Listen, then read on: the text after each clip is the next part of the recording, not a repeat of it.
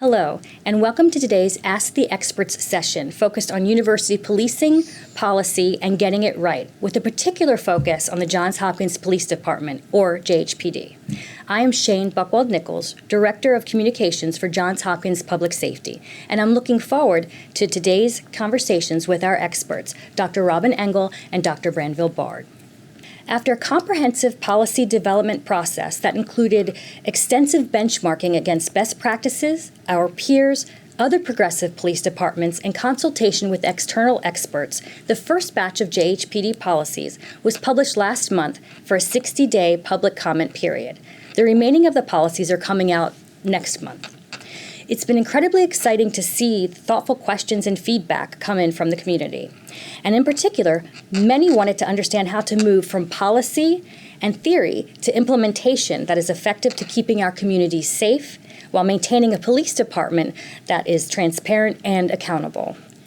Dr. Engel is the Senior Vice President at the National Policing Institute, and she will share her experiences in the university policing and what worked in reestablishing an existing police department. Dr. Engel is a nationally recognized criminologist, professor, and former vice president of public safety at the University of Cincinnati. Dr. Engel has experience in reforming policy as a foundation for restructuring the University of Cincinnati Police Department.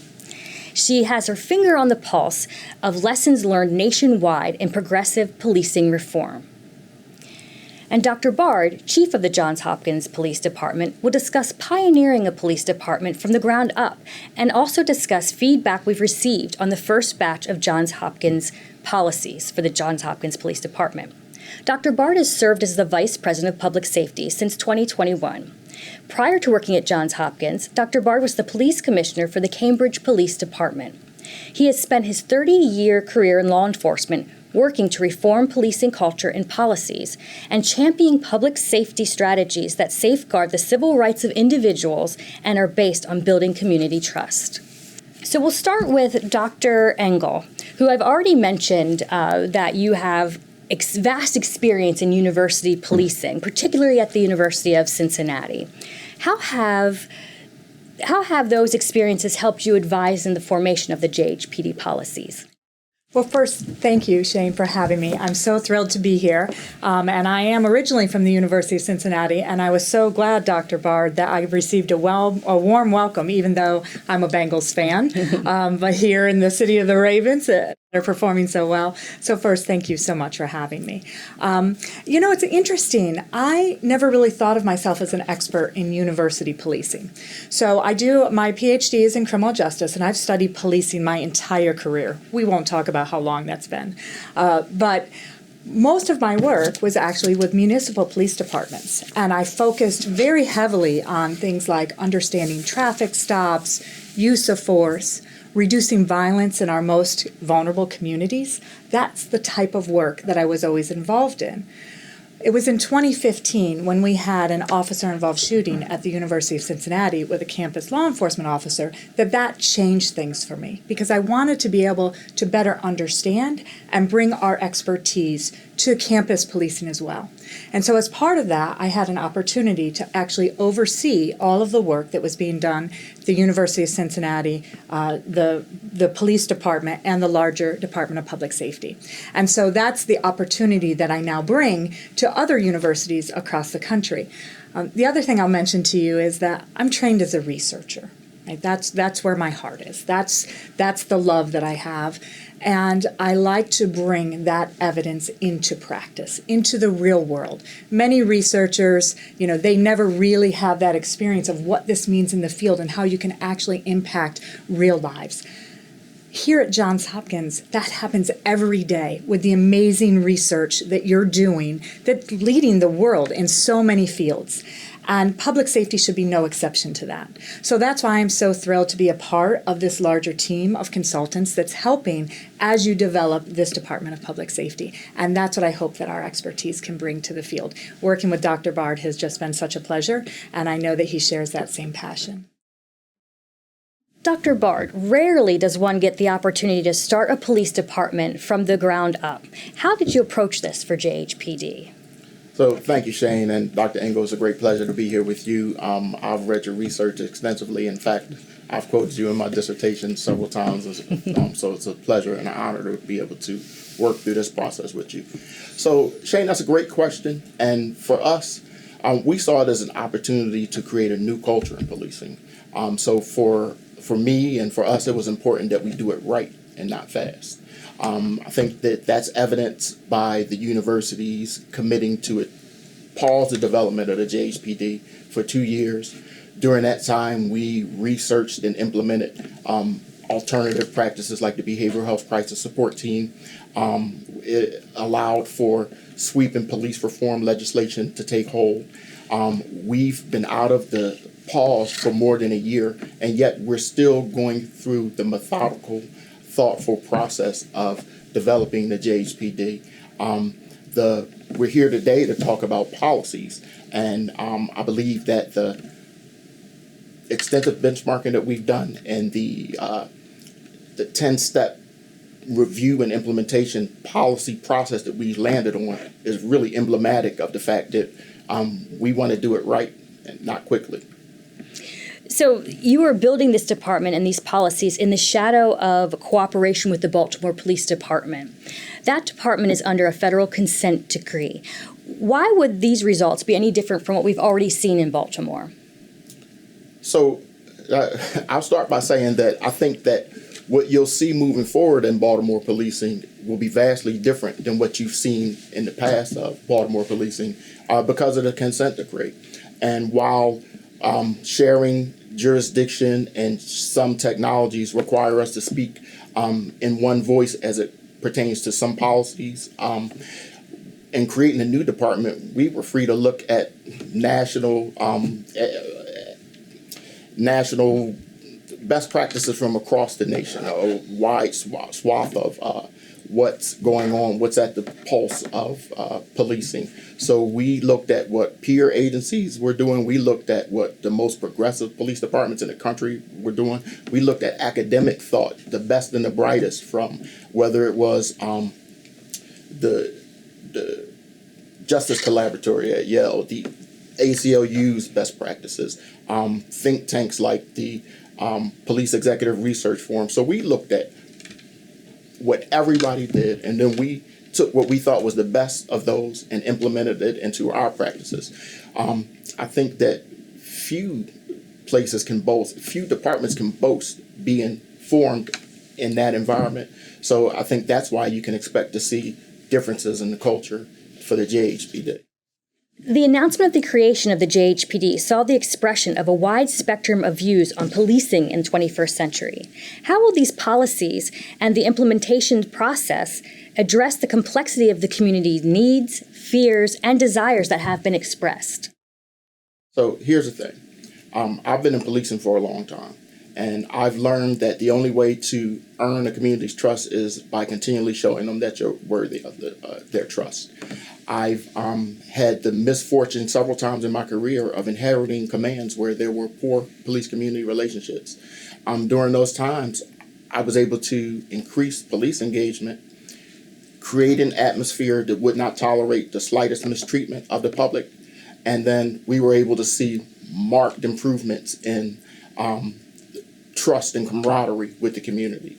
I think when the community sees that you default to being protective of them, then that's where trust comes from. And as the Hopkins community sees that the JHPD defaults to protective strategies, that we default to the least intrusive, most effective means of enforcement, that we show up as humble servants with authority and not as authoritarians, that will earn their trust.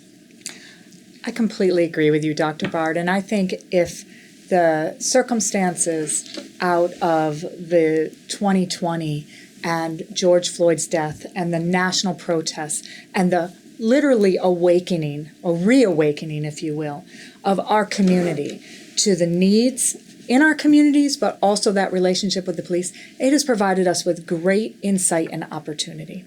Okay?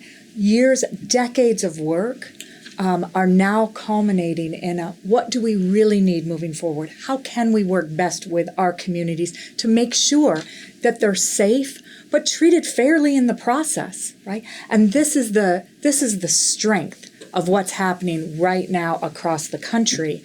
And honestly, people are looking right here to Baltimore to see what the possibilities are. As the Baltimore Police Department continues with the consent decree and the work that they're doing, right here at Johns Hopkins, we have the opportunity, through Dr. Bard's leadership, to really create something new and exciting and different that will still provide the basic core safety that's needed in these communities, but do it in a way that really expands anything that we've ever really thought of as police-community relations before. So, Dr. Engel, what critical questions and decision points must be addressed first to ensure a smooth launch of the JHPD? And where have some other universities maybe gotten that wrong? We have plenty of examples of things that have gone wrong in policing, not just university policing, but policing as a whole. But we also have plenty of examples of what's gone right. And what's gone right often isn't celebrated. It isn't often talked about. We spend a lot of time trying to fix what's broken, as we should. But we spend less time really emphasizing what's working. And this is something where we have that opportunity right here to do both.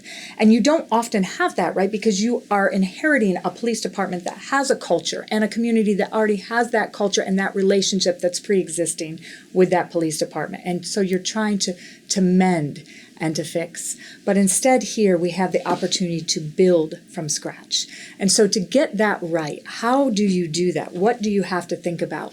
And so for me, my perspective is it's all about developing a new culture. Instead of changing the culture of the police department from the onset, you have the opportunity to create that culture. How do you do that? Starts with recruitment. Starts with providing the vision and the mission and the values for this police department and creating an opportunity to recruit the right folks in to match. So that's step one. And then from there, making sure that you have the foundation. Think about it as building a house. You want to have the strongest foundation that you can. What is the foundation in policing? That foundation is policies, it's training, it's first-line supervision, and it's an accountability mechanism. All of that interwoven with community involvement and impact, right? So that foundation, that's what we're building here. And that's why it's so exciting about this work and also just putting these policies out, the foundation, right? We have to make sure that we've built it properly. So let's get that feedback from the citizens themselves, from our community members, from our faculty, students, staff, all of the visitors and other folks that live in the areas around campus, and have their feedback to make sure that the foundation is solid, and then you build from there. So while some community members may not agree with the creation of a JHPD, how do these policies and their creation process give assurance to the community that this department will be publicly accountable while also providing public safety service that meets the expectations of the community? When you talk about accountability, I think that you have to look at the job that the legislature did when they created the Community Safety and Strengthening Act, which is the legislation that authorized the creation of the JHPD. I think it today is the most accountability-laden police legislation in the country. Mm-hmm. The legislature, in setting out layers of accountability, they created the JHPD, or the Johns Hopkins Police Department Accountability Board, to provide guidance over policy and practice. They made it so that the JHPD doesn't have immunity that other law enforcement agencies in the state have, which in and of itself raises the cost of bad behavior and speaks to accountability. the state mandated complaint process applies to the JHPD. And the JHPD is under the purview of the Baltimore City Accountability Board. So when you look at accountability, the legislature removed blind faith from that process. And they ensured that there are multiple layers of accountability for the JHPD. So there's mention of procedural justice in the policies. So Dr. Engel, we'll start with you. What does procedural justice mean in law enforcement? And Dr. Bard, how does that translate to the expectations of the JHPD? So procedural justice is one of those academic terms. People say it a lot, they hear it a lot, and they kind of wonder, what does that actually mean? And it just means that people want to be treated fairly in the process. And it was years ago, actually, at least 20 plus years ago, when Tom Tyler first did this research. And he wanted to know, do people care more about the outcomes during a police-citizen encounter or the way that they were treated during the process? And it turns out that people cared more about how they were treated than whether or not an arrest was made or a citation was issued. And from there, an entire body of work started, and then really all of these experiments in trying to understand what is this about procedural justice. And it really comes down to this. There are 4 components. And it's basically that people want to feel like they're part of the process. And that process has to be fair. So fairness in the process, that's the first part. The second part is they want to feel like it's legitimate, right? They want to believe that there's transparency and understand how and why the actions are the way they are, so that they can feel that that police department is legitimate. And then from there, they want to have an opportunity to have voice. Everyone wants to be able to speak their truth, to explain things, especially during police-citizen encounters, that someone is listening to them. They want to be able to have the opportunity to have voice and to have that respect of someone actually listening to what they're saying. And then finally, they want to just make sure that there is impartiality in the decision-making, right? You want to make sure that it's impartial. All of those things combined, that's procedural justice. And quite frankly, it's just good policing, but it's also just good listening skills. And procedural justice can be used in a whole host of things. It can be used internal to the police department, and not just about police-citizen in context, but how we treat one another in the workplace, how we treat one another in our family life. So all of these things, thinking about the process and how we treat one another fairly is critically important. I completely agree. Procedural justice, 4 tenets: fairness, transparency, voice, and impartiality. Sometimes fairness and impartiality are confused. Here, fairness means that the punishment is commensurate with the offense, or the punishment fits the crime. Where impartiality means that the same thing that happens to African-American citizen happens to a Caucasian citizen, happens to an Asian citizen in the same circumstances. We know that people voice. They want to have a voice. That just means they want to be heard during this encounter, and they'll get a chance to be heard during the encounter. So our policies are rife with procedural justice, de-escalation, all of those things that reduce negative tensions during police-citizen interactions. And so our goal is to have each interaction be a positive interaction. So by promoting procedural justice and de-escalation, our aim is to ensure that the concept that you can send somebody away with a ticket with a smile because they're happy with the way they were treated during that interaction, so that they've been treated in a procedurally just manner. So. Exactly. And one of the things, thinking about how do you get procedural justice embedded in your policies and in your training. And the truth is, it's not just a one-off. It's not one policy, it's not one training. It's the bedrock. It's throughout. And you weave all of those. That's part of the value of the core part of an effective police agency, has procedural justice at its heart, at its core, and it's weaved all the way through. And that includes things like de-escalation training and use of force training, all of those things. So it's not a one-off. It's not a separate training, but it really becomes something that's embedded, values that are encouraged and repeated routinely throughout the police department. So, Dr. Bard, you mentioned the importance of community engagement and using community policing, the community policing model. How do you envision Johns Hopkins police officers interacting with the community? So our interactions with the public by design are meant to be service oriented. Our officers, and I repeat this, they have to show up as humble servants who have authority, but not authoritarians. I thought it was important in our very first policy to state that very clearly in our mission, vision, and guiding principles. Officers need to understand that it's their duty to contribute to the relief of the people in the situations they encounter in a campus environment. And that rarely ever involves the rigid adherence to laws and authority. It more often involves the application of common sense and compassion in service of the law. So right there in our very first principle, service, it lays that out. We expect you to show up and make the situation better. And that rarely ever involves a use of the authority and force that you carry with a badge, but the compassion and common sense that you carry as a human being. So that you mentioned use of force. Dr. Engel, there are concerns about the use of force on campuses now.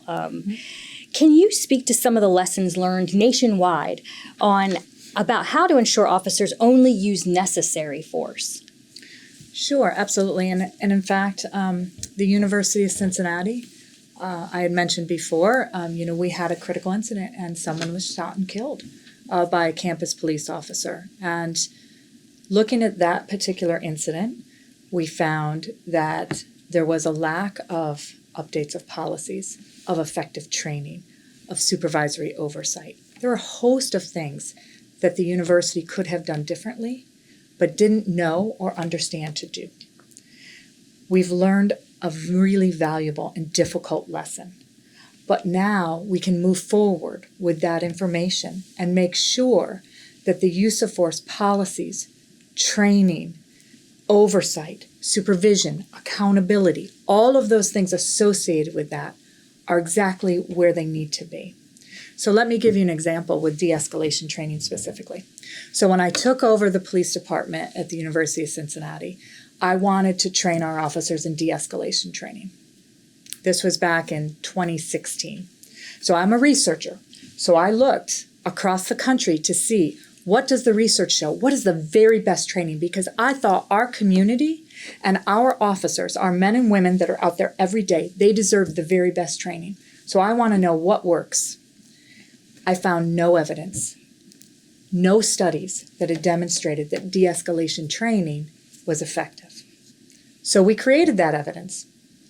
We put in place a de-escalation training. We tested it.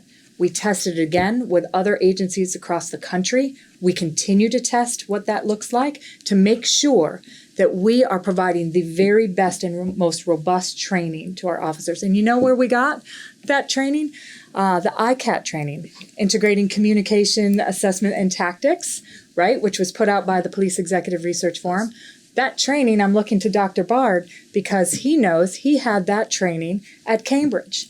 And some of the officers at Cambridge, at his former university, are national trainers, nationally recognized experts in the use of de-escalation training that now will be brought right here for the officers here as well. And that particular training right now is the only one that we know based on research, randomized controlled trial designs that show that officers that are trained in ICAT and some of the other techniques, those officers are less likely to use force, they're less likely to injure citizens, and they are less likely to be injured as a result. So it's an officer safety issue as well. But now we do have that evidence, and thankfully to leaders like Dr. Bard who have been pioneering this work so that we can test it and make sure we get it right. Yes, the overarching objective is always to ensure that force is only used in those very rare instances when it's necessary, and then only when it's justified and only at the levels that it's justified and necessary. Dr. Engel mentioned ICAT, Integrating Communications and Assessments and Tactics, and for me, the training was very powerful, and it was just a little subtle difference. I was trained in the Philadelphia Police Academy more than 30 years ago. And it was drilled into my head that you and your partner and your fellow officers have to make it home safe every day, no matter what. ICAT says no. You and every single person you encounter has to make it home safely every day. It's a small but subtle and powerful difference. And when you frame it in that way for officers, they understand that it's their responsibility to keep everyone safe. So, the idea through our policies, de-escalation is our policies are rife with de-escalation. And we ensure that every use of force from level 1 to level 3 are investigated by an external entity, the Public Safety Accountability Unit. And so most agencies require only level 2s and above to be investigated. But we, through our policies, through our draft policies, which will be finalized soon, that all levels of force are investigated externally by agency, a unit that does not report to the police department. So they're separate. Thought that was important as well. Yeah, I completely agree. And so there's a whole host of things that go along with the use of force policy. But again, that accountability mechanism that you put in place, if there is a use of force, what does that look like? And so that it's clear to members of the public and to the officers themselves about what that process looks like. But getting back to Dr. Bard's comment, thinking through having the sanctity of human life at the core of the training, of the policies, of the procedures, of the work. That is the most important thing. And ICAT really brought that to us, right? Saying this is what we're focusing on. It's the sanctity of all human life. And reminding our officers that they are there as public servants to make things better, right? For individuals that may be in crisis. They may be doing a criminal act. But even in the commission of a criminal act, they still deserve to be treated fairly. And so thinking that through and how you create a culture at the onset that understands those things, that's something that Dr. Bard will be working on. And I have so much confidence in how this is going because he understands where we've been, but where we need to go. So speaking of training, there were several questions about officer training and its development. What training will officers receive, and how will the training and development be vetted? So I think Dr. Engel touched on it. Training has to be rooted in that training that elevates and values the sanctity of human life above all else. I always seek to incorporate cutting-edge training that is not necessarily all evidence-based, but deep probing training. I like training that forces individuals to question their very involvement in this system. And then, because I think that it helps that those individuals who decide that they are going to serve us, having that training that makes them question their involvement in the system, it helps them to use common sense and compassion during every interaction with individuals. So in Cambridge, when I was the police commissioner, in addition to bringing training like ICAT, also we were the first department in the nation to undergo the historical injustices and present day policing project training. And it was training that sought to improve the understanding and the police's involvement in historical racial violence. And when I'm gonna tell you, it was difficult training. It was difficult training for some, but it was necessary for all. And you'll find that officers began that training with their arms folded a little bit and a bit of a defensive posture. But as the training developed, all of that went away, and the positive reaction was you couldn't replicate it. So training that requires you to question your involvement in this profession, and then when you decide to move forward, I think that it just helps you. So in addition to all of the stuff that's regulated through the state that you'll see most other departments go through, that cutting edge training, we're always going to seek to bring it to us, and then share that training with our local peers, with the BPD and with other local universities as well. Yeah, and one thing I'll say about training as well is, as great as the training is, that training is not going to move us forward as far as we need unless it is supported by policies and overseen with a layer of accountability and first-line supervision, right? Because you can send officers to a training. It can be great training. It can be 8 hours of intensive, amazing training for the day, but it's 1 day of training. And then they go back out into their normal circumstances and into their everyday interactions. And if it's not continually reinforced, and if there's not a field supervisor that's saying this is how we do things, and if there's not a culture in that police department that says this is how we do things, then you can train all day long and it won't make the difference that we need. And that's why starting literally from scratch and building the culture along with the training and the policies and the accountability, that's what's so exciting about what's happening here. So some of the initial policies have been put out for review, and folks are going to give us great comments, and they have been giving us great comments back. But let's just remember that those policies are just that foundation, an important foundation, but they have to have building blocks around them and then a culture built within to realize what we need in policing. And so this is step one. Getting the citizens involved in step one is always important, right? But there's more to come.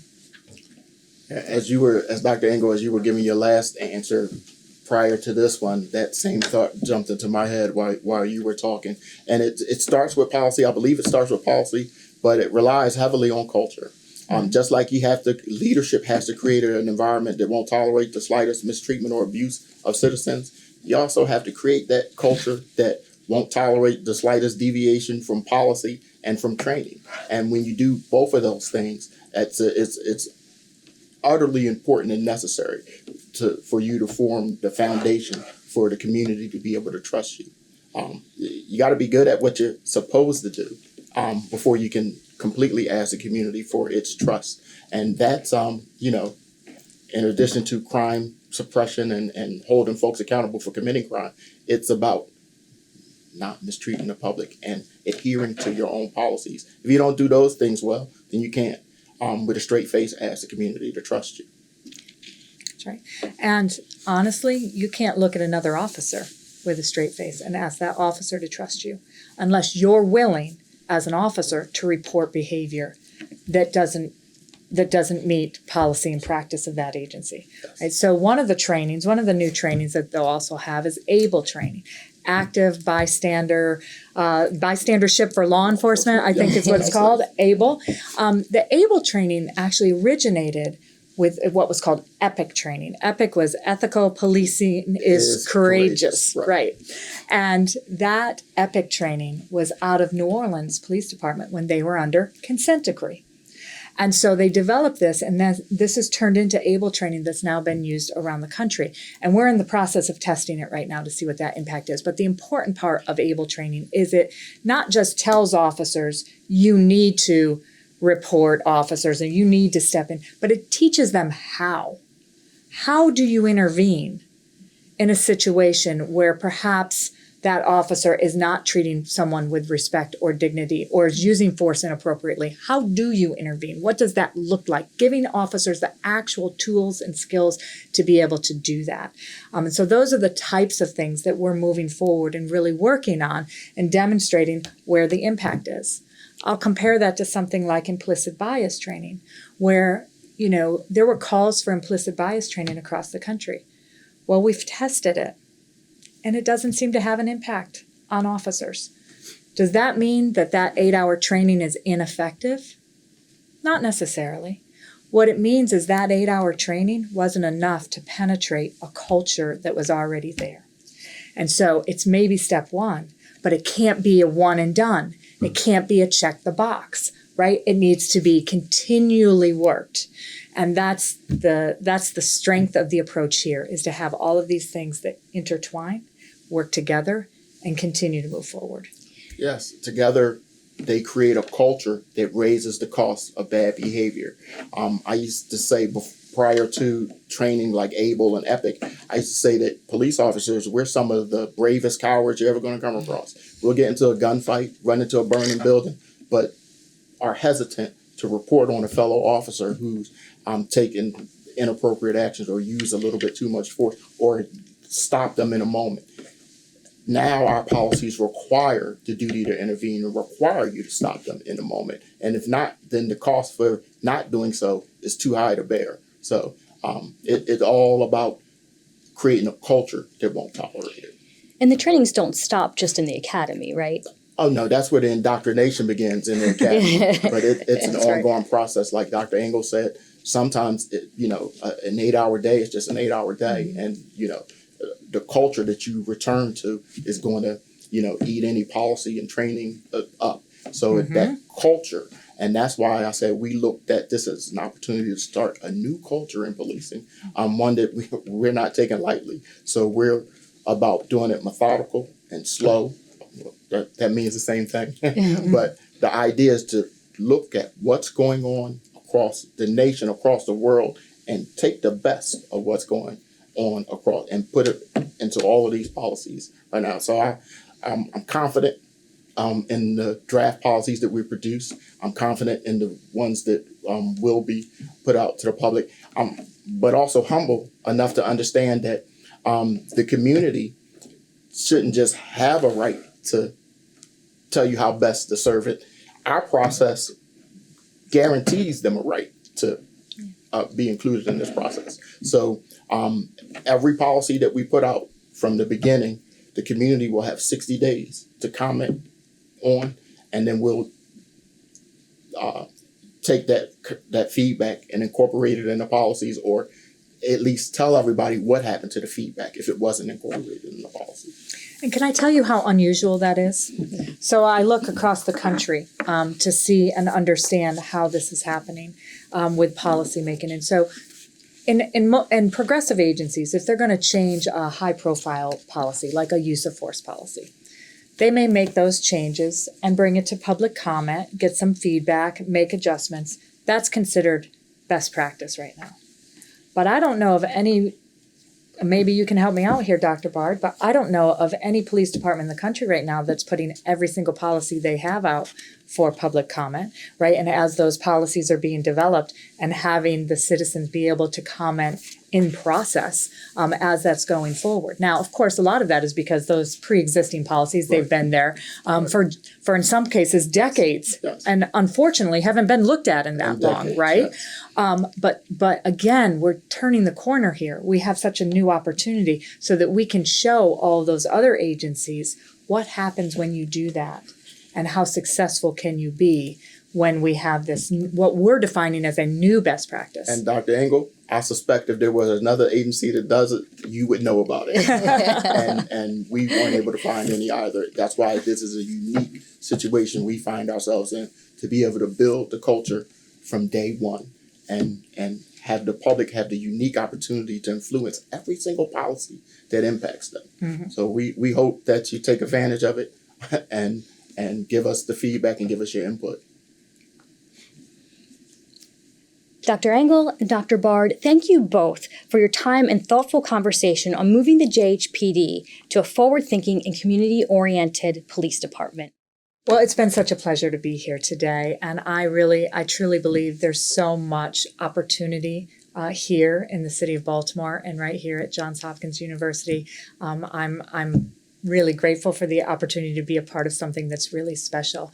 But I'm going to turn it over for the last words with your own expert, Dr. Bard. Shane, thank you. Dr. Engel, thank you. And I want to thank the public. Your feedback allowed us to put this forum together so that we can address some of your questions. There'll be another Ask the Expert session, so we want you to continue to send us your feedback so that we can address it in the next session. Thank you.